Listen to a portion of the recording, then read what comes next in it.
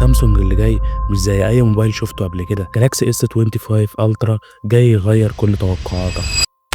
اول حاجه في التصميم، شاشه 6.8 بوصه او 6.9 بوصه بحواف شبه معدومه، فلو بتدور على اكبر شاشه ممكنه سامسونج مش هتخيب ظنك. كمان الموبايل مش جاي مربع، جاي فيه انحناءات خفيفه بحيث ما يكونش شبه التصميم اللي قبله، يعني لو هتستخدمه للافلام او للالعاب هتعيش تجربه ممتعه وبدون حواف.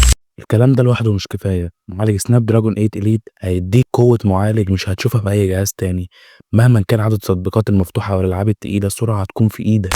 سامسونج قررت ترفع السقف مع كاميرا 200 ميجا بكسل، الصور هتبقى مش بس واضحه، ده هتحس انك شايف التفاصيل بشكل غير طبيعي، والتصوير الليلي خرافي، هتصور في الظلام وكأنك في الضوء. سامسونج وعدت ببطارية 5000 ملي أمبير، وده يعني يوم كامل من الاستخدام المكثف بدون شحن، وكمان هيجي بشاحن 45 واط، وغالبا هيجي بشاحن 25 واط لاسلكي، دي بالنسبة للتسريبات لحد دلوقتي.